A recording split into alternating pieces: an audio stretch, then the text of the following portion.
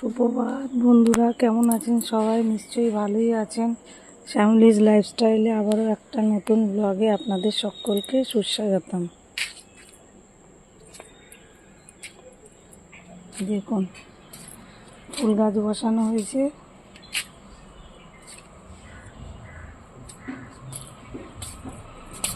যে পুরানো গোলাপ গাছটা ছেটে দিয়েছিলাম, দেখুন গোলাপের কুড়ি বার হয়েছে।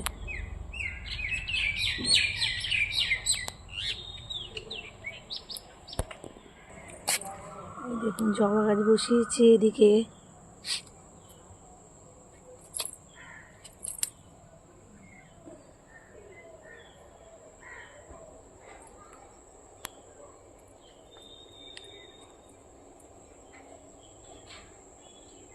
সকালবেলা ঘুম থেকে উঠেই না আমার এখানটা না আসলে হয় না, এত ভালো লাগে ঘুম থেকে উঠেই।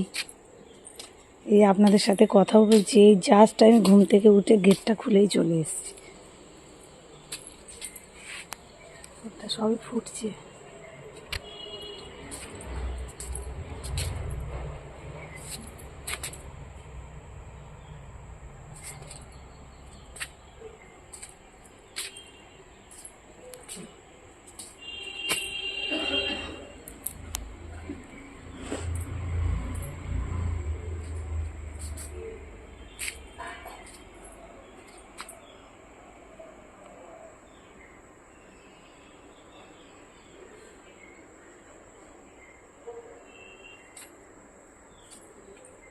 চলুন ঘরে যাই।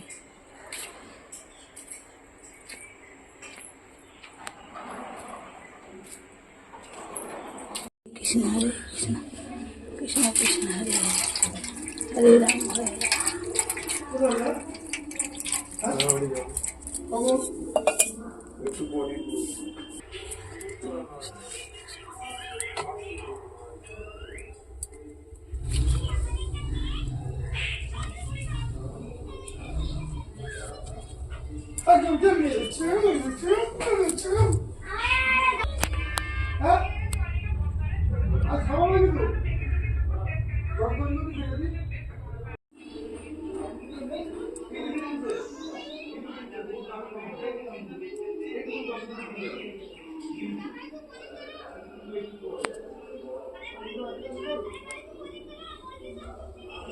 এদিকে আমার পুজো কমপ্লিট।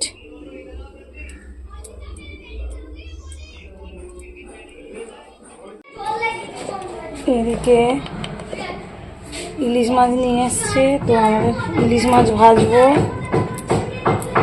আর ওদিকে ভাত আলু সিদ্ধ বসানো হয়ে গেছে।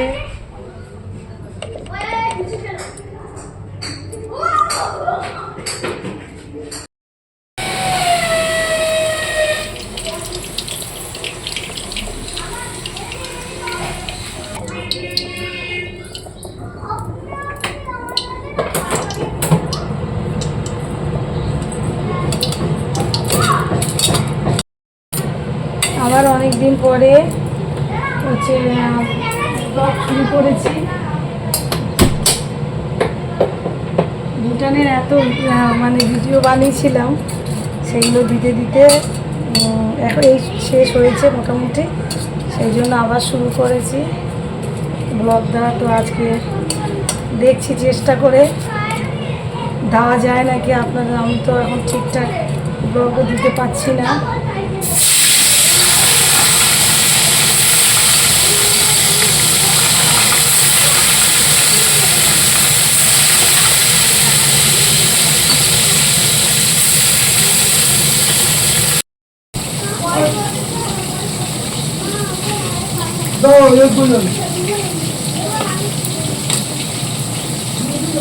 আর করবো কলমি শাকের তরকারি।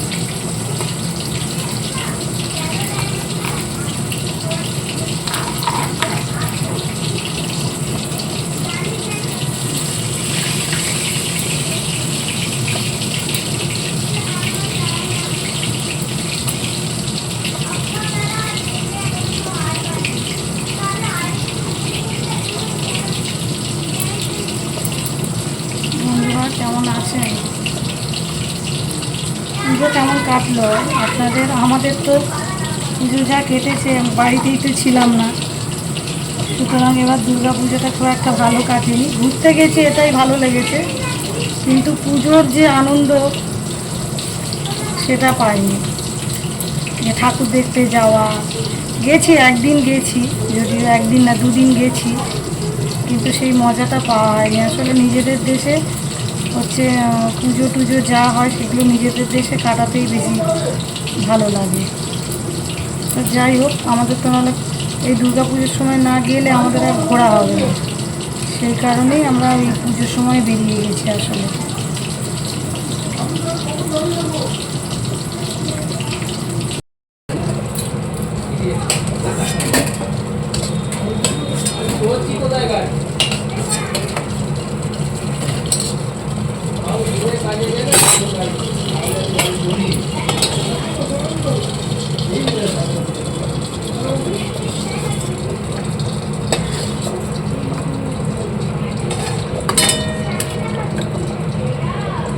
এদিকে তেল গরম হয়ে গেছে, দিয়ে দেবো গোটা জিরা,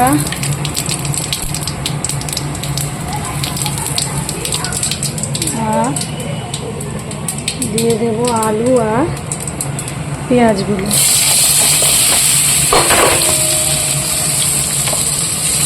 কলমি শাক তো অনেকে অনেকভাবে করেন, এইভাবে একদিন করে খাবেন, খুবই ভালো লাগে। আর অল্প তেলও দেখলেন, একদমই অল্প একটু তেল, ওই ইলিশের একটু তেল ছিল ওর মধ্যেই, আর অল্প একটু তেল দিয়েছি, যাতে বেশি তেল লাগে না। লাগে না মানে আপনি দিলেই দিতে পারেন, সেটা কথা নয়, আমি দিই না, আমি খুব চেষ্টা করি অল্প অল্প তেলে রান্না করা। তেলই হচ্ছে সবচেয়ে এখন ক্ষতিকর খাবার হয়েছে। যাই হোক, তেল ছাড়া তো আর রান্না হবে না, একটু আস্তে আস্তে কমাতে কমাতে একটু বুঝে বুঝে রান্না করলে অল্প তেলে রান্না হয়। একটু গ্যাসটা একটু হালকা করে দিতে হয়, মানে জোরে না দিয়ে একটু কম করে দিয়ে করলে অল্প তেলে ভালোই রান্না হয়, অসুবিধা কিছুই হয় না। যাই হোক, আমি প্রাণপণে চেষ্টা করি যে একটু অল্প অল্প তেলেই রান্না করা, তো সেই জন্যই অল্প তেলই দিই আমি। এদিকে আলু পেঁয়াজ ভাজা হয়ে গেছে, দিয়ে দেবো 3 কোয়া রসুন, ছোটো ছোটো করে টুকরো করে দিয়ে দিলাম। এতো করেও দেওয়া যায়, আমি টুকরো করে দিলাম। খুব সুন্দর একটা গন্ধ হয় এই রসুনটা দিলে।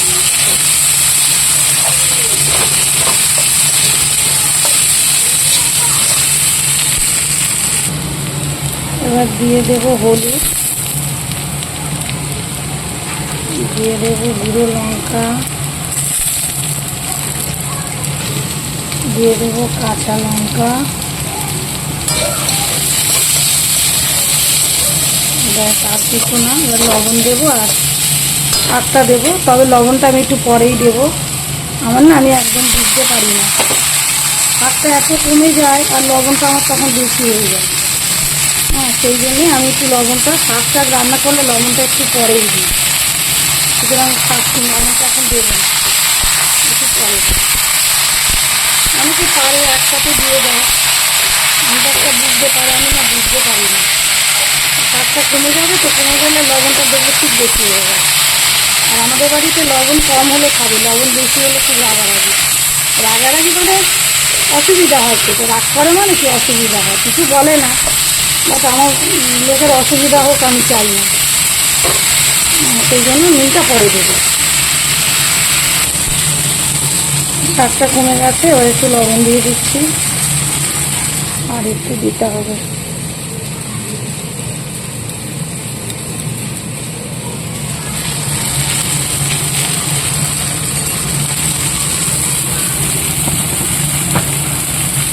দিয়ে দেবো জল,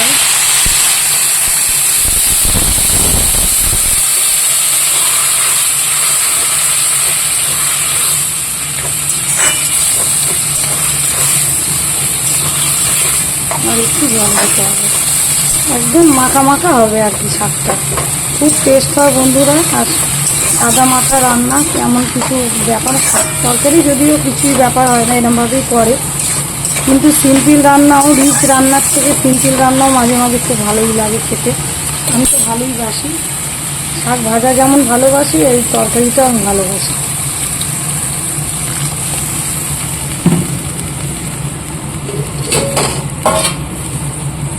আর এই মাছের মাথাটা এর মধ্যে দিয়ে দেবো।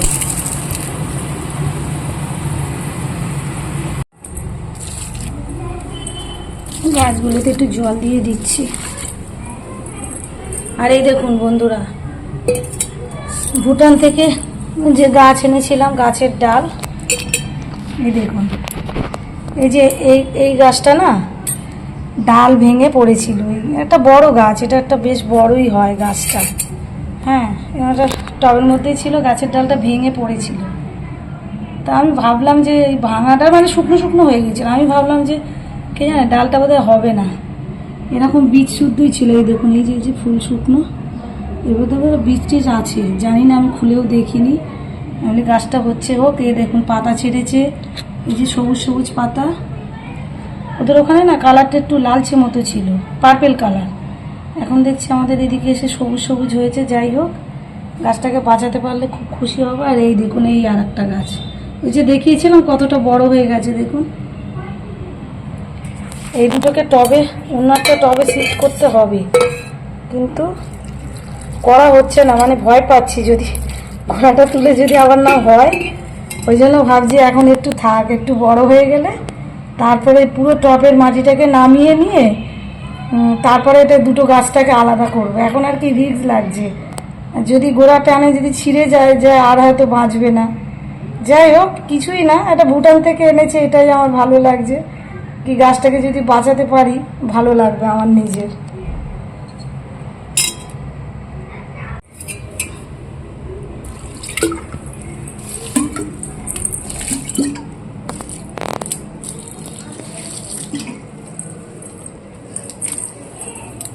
এই দেখুন, আর একটাই যে চারা থেকে গাছ বসিয়েছে, এটা চারা গাছ বেশি বেরিয়েছিল, সেখান থেকে বসিয়েছে।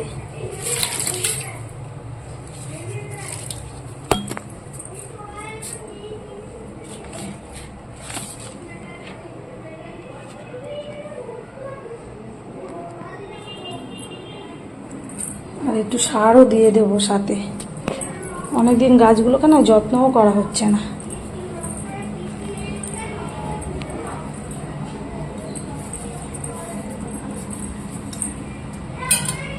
একটু মিক্স সার সকালে সব গাছে, আমার বাইরে আর কি যে গাছগুলো রয়েছে ফুল গাছ, সব গাছে এই মিক্স সারটা দিয়েছি।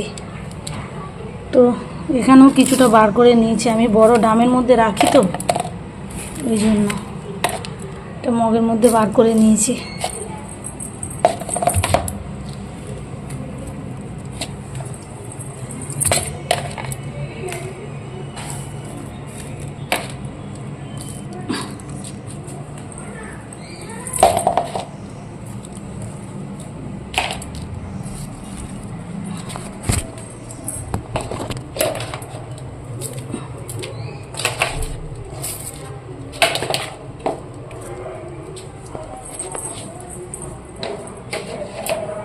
এটাতে একটু জল দিতে হবে, দেখি আবার জল নিয়ে আসি, এটা শুকিয়ে গেছে।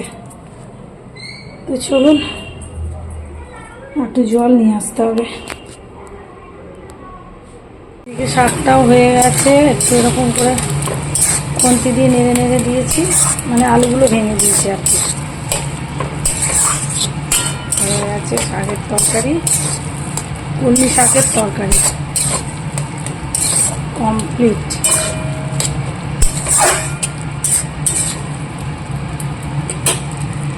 আর চলুন বলে দিই প্রিয়ম কি ড্রয়িং করলো। এই যে